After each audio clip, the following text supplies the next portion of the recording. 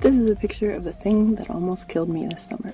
But let's back it way up, before even getting on the plane to go to South America, and let's back it up a couple years ago, before the pandemic, end of 2019, and the end of my military deployment. Several years before that, I had gone to medical school and started on a rather sad path of becoming a physician.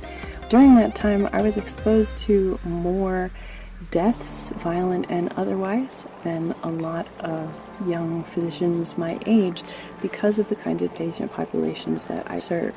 So because I was working in social medicine, I knew people who had been stabbed to death or died in the street in Puerto Rico.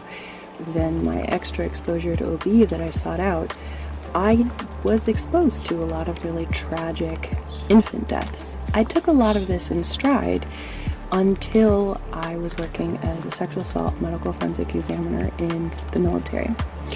At this time, things had started to build up, and a lot of these unresolved small traumas had begun to kind of pile up in the back of my mind and body to the point where I was very on edge at any moment, like somebody might die. Then several rather horrible events happened at the end of 2019 that made it very clear to me that not only were the people, and this is not true, but this is what I believed because mental illnesses make you believe things, the belief that I developed was not only are the people around me going to die, but other people are going to stab my back if I try to help them, because that is what happened. And I began to be watching my back all the time because all of my rape patients, male and female, have been assaulted by people in our own military. So you start watching your back knowing that the bad guys are on your own side rather than the people that you're trying to fight. But it becomes quite horrible because you want to protect your soldiers and you don't know who the enemy is. And it became even worse because over and over again, not a single one of them were able to get justice because people were so afraid. Essentially, a culture of fear had been inculcated in the units that I deployed with. Everyone knew they wouldn't be believed, even if they had the forensic exam that I offered. It would become a he said, she said. And so what was a night of fun for one person became a life-ruining event for other people. I saw people dramatically change from before and after their event. People I knew were assaulted during that deployment in Korea. So I had a massive breakdown because not only at this time was I dealing with this backlog of horrible things that I was reliving over and over and over again, but I also had a disease, a chronic pain disease called fibromyalgia. This particular illness is one where your body's neurotransmitters in your peripheral nervous system aren't processed correctly, so your nerves feel pain all the time even when there should be no pain signals. And what's worse, other stimuli can then be interpreted by your body as pain. For example, if I became very sad, I would then get to experience physical pain, sometimes even instead of the emotion, actually. So, as this was going on, my nights were becoming hell. Every night while I slept, there was like a thing next to my bed, like some kind of presence. I developed sleep paralysis, and in addition to this thing, anytime I tried to go to sleep, there was something waiting for me in my sleep.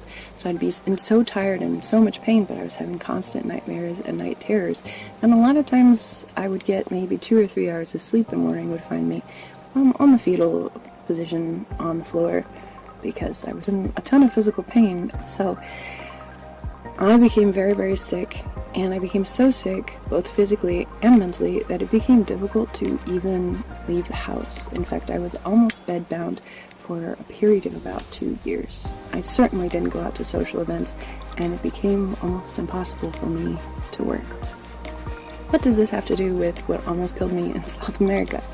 Ever since I was 12 years old, I have wanted to go back to Paraguay and help people who don't have health care. When I was 12 years old, I was sitting under these beautiful green trees at a site that there's a church there now, but at that time there was just green trees. And there were some very poor children from the neighborhood who were running around barefoot, and they were running around through kind of dangerous areas with trash and so forth, barefoot. This little girl sat on my lap, and she was so skinny I could feel her bones like stabbing into my leg. And at that moment, I realized, sitting there in a full clown costume, I realized that I didn't want to be a veterinarian anymore. I wanted to be a doctor because I wanted to make sure that people were okay first.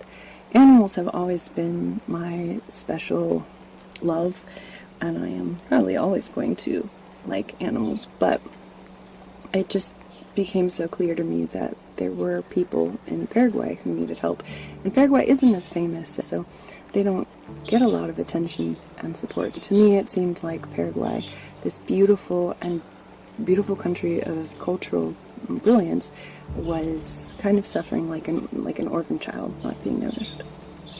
So for 20 years, I held on to that dream of wanting to go and establish an indigent clinic in Paraguay. I saved up for 20 years and eventually was able to use that life savings, my savings and my husband's savings, to buy an ultrasound machine this summer.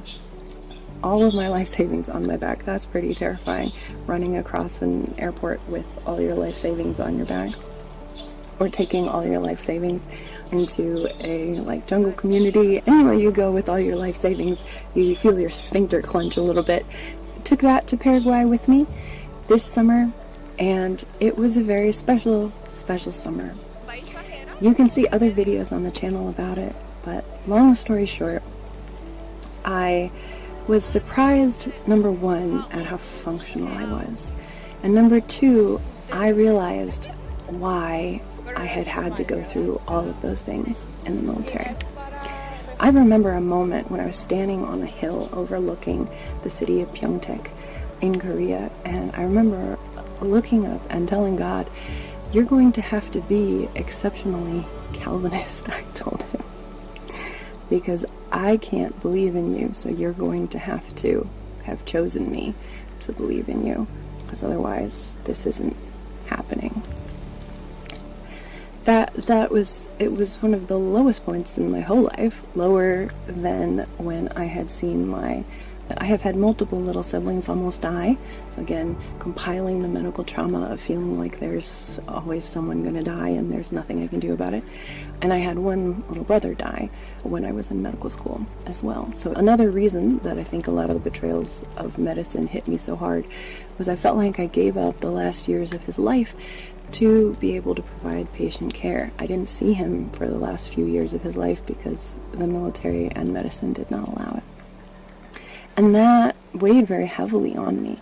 I wouldn't go back and undo what happened, but there was a period of time where I would have. There was a period of time when I thought, why have I done this? Why have I gone into medicine if people are going to, ultimately everyone you take care of is going to die anyway at some point.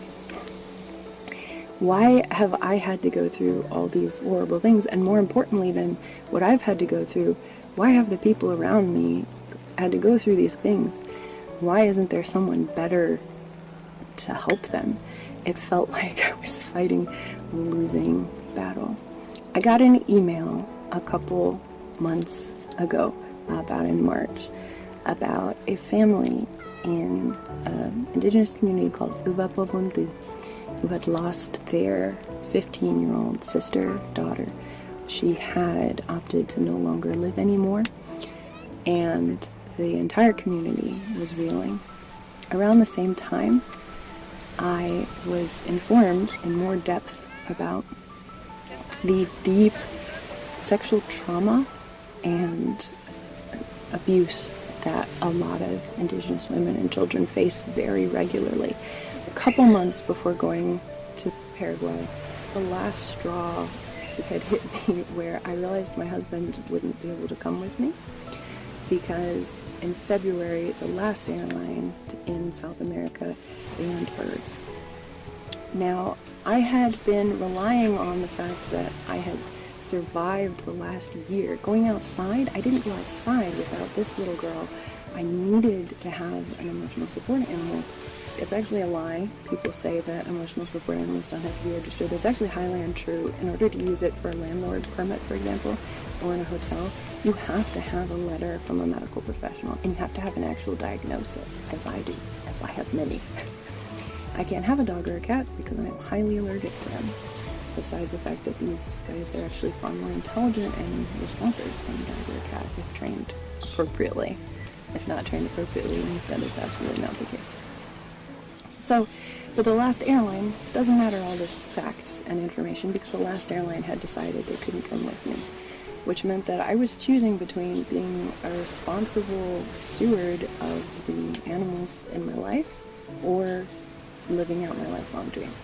I had to leave my husband behind so that he could take care of them so that we could be responsible, because we aren't going to be trash pet owners and just abandon a highly intelligent animal who, I don't know if you can see from me being away in the summer, actually she had started plucking again. They become very anxious when they're abandoned. We had improved her plucking significantly. Thank you. Are we playing? We had improved her plucking significantly and she was quite happy. But then over the summer she started plucking again while I've been away. Imagine how much worse it would be if both me and my husband had been away. So I was terrified of this plane situation. I knew I was going to be in intense physical pain, and I knew I was going to be by myself and that my husband couldn't come with me. And it kind of seemed like the last straw after years of getting kicked in the butt, that like nothing is ever going to go right.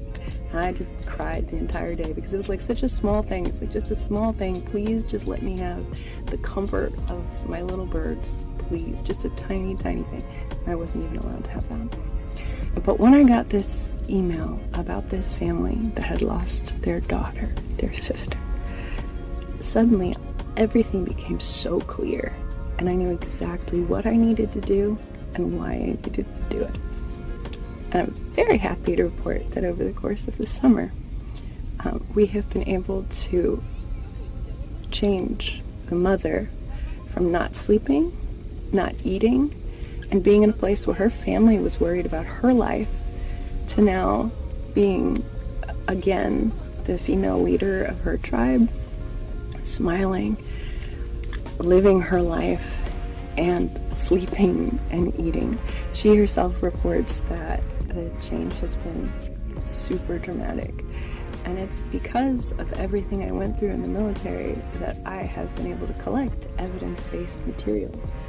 So for that kind of change to happen was kind of astonishing and very special. A lot of the other members of the family were able to come and get evidence-based tools that I had been given both as a patient and as a provider because of the terrible things that I've seen over the years. And because I've had so much experience helping people who've been through horrible situations, and because I had been helped to crawl out of a horrific situation myself, I was able to come from a place of genuineness. I started cleaning trash that was lying around the community the first day I got there. And then the next time, I brought my ultrasound machine and showed a woman her baby. And then little by little, I happened to mention my brother's death to one of the sisters. I happened to mention my experience with also wanting to unalive myself, and my experience with my practice attempt as well. And as I mentioned those things, little by little, we began to have an opportunity to dig into these things. They did the work. They sat down and did the trauma healing together. But without the evidence-based tools, that mother would still think that she is responsible for her child's death.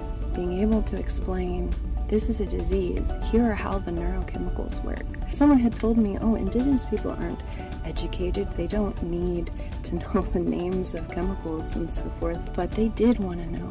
The father asked me the name of the chemicals, Baishahera Kokimiko, he said, because they want to know what chemicals are making their lives difficult and what chemicals killed their daughters.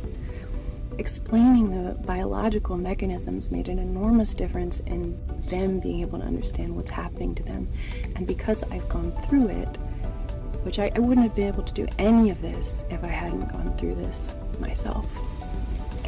I was also able to start creating a children's abuse prevention program in a different community and to begin identifying at-risk young girls for mentorship and trying to reach out to their parents about getting them school opportunities.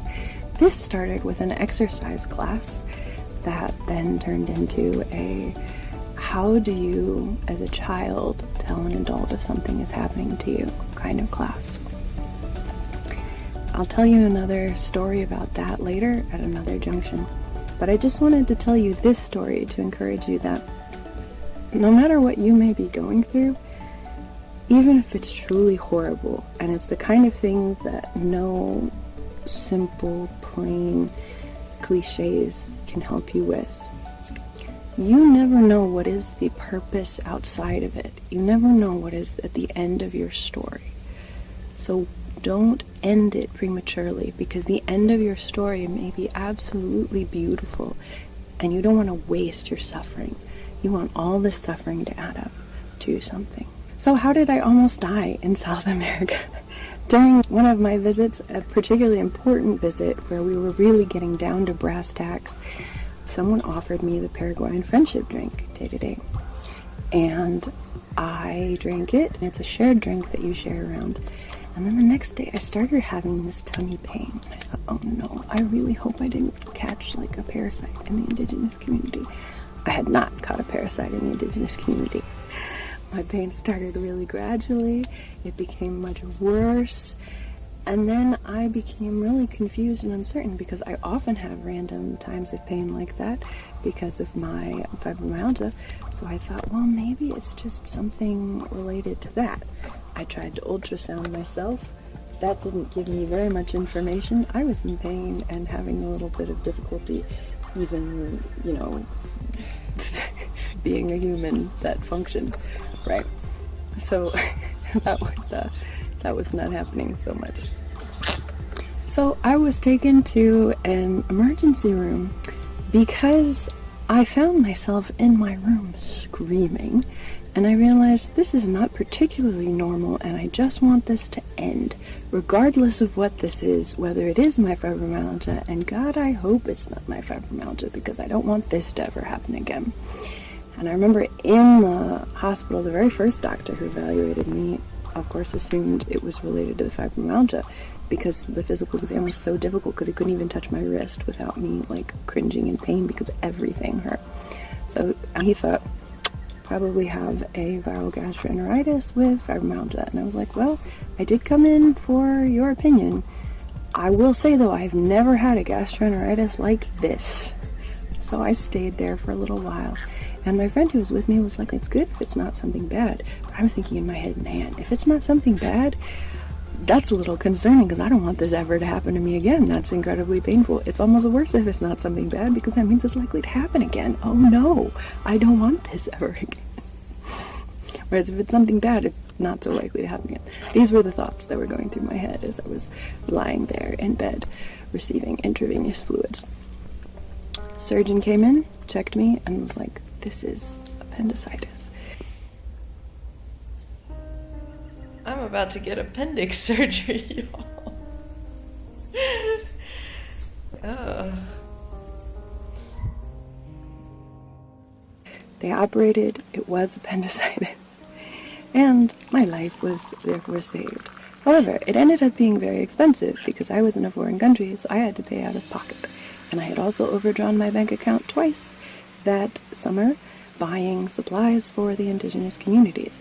It is very expensive when you end up buying clothes, blankets, and food for an entire group of people. It is also very expensive to be traveling all the time and buying rides everywhere. It's expensive to pay teachers to come to the indigenous community. Everything is expensive. It's expensive to pay people's medical bills. Everything ended up being much more expensive than I had anticipated. I am going to try and see if my American insurance will reimburse me for the costs that happened while I'm in Paraguay. But in the meantime, if you do want to help support any of my work, you are certainly welcome to do so. Buying my books, watching my videos all the way through, All of those things are relatively cheap or even free ways to help out. If you ever see any of the sponsorships or games that I end up doing, so I just did want to let you know that if you want to join me on my adventures, there are many ways to do so that don't necessarily involve you handing me a check. There are a lot of other ways to help out. And if you are a praying person, are you complaining? Okay, you're right, we need to go out. She's asking me to shut up. You can go out. You want to go out? If you are a praying person, I would definitely appreciate your prayers. So on my adventures, the less things trying to kill me, probably the better. That is how I survived almost dying in South America, and that is how I hope you will survive your next adventure, remembering that the things that you're going through have a purpose. You just have to figure out